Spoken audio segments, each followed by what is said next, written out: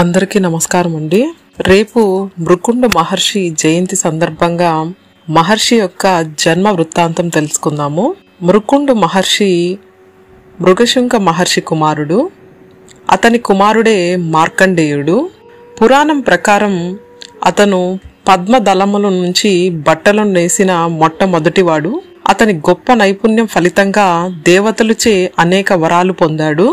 మృగశృంగ మహర్షి తపశ్శక్తిచే చనిపోయిన శృవర్తను మరలా బ్రతికించాడు.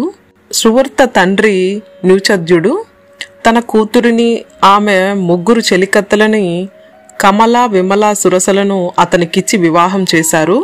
వారు నలుగురు మహర్షులను సేవలతో సంతోషపెట్టారు. అతడు వారి పట్ల సమాన ప్రేమను చూపెడుతూ ఆనందపరిచారు. వారు నలుగురు ఒక్కసారిగా గర్భమును ధరించి నలుగురు పుత్రులను కన్నారు. అందులో శృవర్త కుమారుడే మృకుండు. కమల కుమారునికి ఉత్తముడని, విమలకు సుమతి అని, సురసకు సువత్రుడు అని పేర్లు పెట్టారు.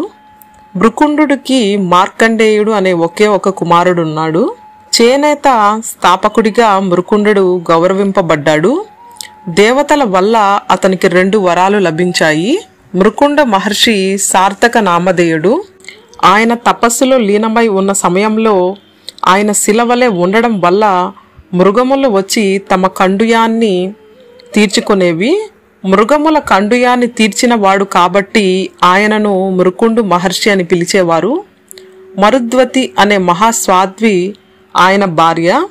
వారికున్న ఏకైక లోటు సంతానం లేకపోవడం. పుత్రులు లేకపోతే పై లోకాలలో ఉన్నత గతులు ఉండవని భావించి వారణాసికి తపస్సు చేయడానికి సతీ సమేతంగా బయలుదేరారు. వారణాసిలో వారు 2 లింగాలు ప్రతిష్ఠించి శివుడి గురించి ఘోర తపస్సు చేశారు. మహాదేవుడు తపస్సుకు మెచ్చి ప్రత్యక్షమై మృకుండ మహర్షిని మరోమారు పరీక్ష చేయడానికి సద్గుణుడైన 16 ఏళ్లు బతికే పుత్రుడు కావాలా లేక దుర్మార్గుడైన చిరంజీవి కావాలా అని ప్రశ్నించగా మృకుండు మహర్షి సద్గుణుడైన 16 ఏళ్లు బతికే పుత్రుడు చాలంటాడు. మహాదేవుడు సంతసించి పుత్రుణ్ణి ఇచ్చాను అని పలికి అదృశ్యమవుతాడు. మహాదేవుని మాట ప్రకారం మరుద్వతి గర్భవతి అయి 9 నెలలు నిండాక దివ్య తేజస్సు కలిగిన పుత్రుణ్ణి ప్రసవిస్తుంది. మృకుండ మహర్షి కొడుకు కావడం వల్ల వానికి మార్కండేయుడు అని నామకరణం చేశారు. 7 సంవత్సరాలు 3 నెలలు నిండిన వెంటనే మార్కండేయుడికి ఉపనయనం చేశారు. రోజులు ఇలా జరుగుతుండగా ఒకరోజు సప్త ఋషులు మృకుండ మహర్షి చూడడానికి వస్తారు. మార్కండేయుడు సప్త ఋషుల్ని నమస్కరించి వెంటనే సప్త ఋషులు చిరంజీవి అని దీవిస్తారు. మృకుండ మహర్షి ఇది విని తన కొడుకు నిజంగా చిరంజీవి అవుతాడా అని అడగ్గా సప్త ఋషులు దివ్య దృష్టితో శివునికి మృకుండుడికి జరిగిన సంవాదాన్ని గ్రహిస్తారు. వీరు మార్కండేయుణ్ణి బ్రహ్మ దగ్గరకు తీసుకుని పోయి బ్రహ్మచేత కూడా చిరంజీవి అని దీవింపజేస్తారు. ఆ తర్వాత దివ్య దృష్టితో మృకుండ మహర్షికి శివునికి మధ్య జరిగిన సంగతి తెలుసుకుని మార్కండేయుణ్ణి నిరంతరం శివారాధన చెయ్యమని చెప్పి బ్రహ్మ కూడా శివుని గురించి తపస్సు చేసి మార్కండేయుణ్ణి చిరంజీవి చెయ్యమని అడుగుతాడు. మృకుండ మహర్షికి శివునికి మధ్య జరిగిన సంవాదాన్ని సప్త ఋషులు బ్రహ్మ పలికిన ఆశీర్వచనలు గురించి నారదుడు యముడికి చెప్పి 16 ఏళ్లు నిండిన వెంటనే మార్కండేయుని ప్రాణాలు తీయకపోతే ప్రపంచానికి యముడి భయం పోతుందని చెప్పి మార్కండేయుని దగ్గరకు వెళ్తాడు.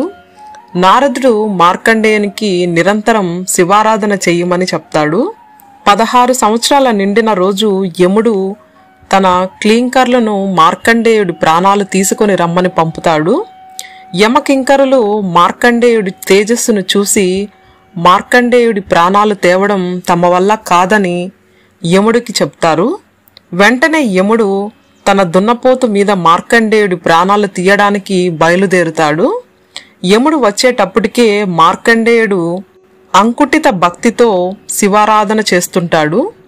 యముడు తన యమపాసాన్ని విసిరేటప్పటికీ మార్కండేయుడు శివలింగాన్ని కౌగిలించుకొని శివమహాదేవ కాపాడు అని మార్కండేయుడు అన్న వెంటనే శివలింగం నుంచి మహాదేవుడు ఉద్భవించి కాలరూపుడైన యముడిపైకి వస్తాడు. దీన్ని చూసి యముడు భయపడిపోయి మహాదేవా క్షమించు, కరుణించమంటాడు. శివుడు యముణ్ణి క్షమించి మార్కండేయునితో, నాయనా చిరంజీవా, నువ్వు పుట్టినప్పుడు నుంచి చిరాయుర్దాయం కలవాడివి. నీ తండ్రి పుత్రుణ్ణి కోరుకోమన్నప్పుడు పుత్రుణ్ణి ఇచ్చాను అని చెప్పాను, కానీ 16 ఏళ్లు మాత్రమే బతికే పుత్రుణ్ణి ఇచ్చాను అనలేదు. కనుక నువ్వెప్పటికీ చిరంజీవి అని దీవించి అంతర్ధానమయ్యాడు. ఓం నమః శివాయ.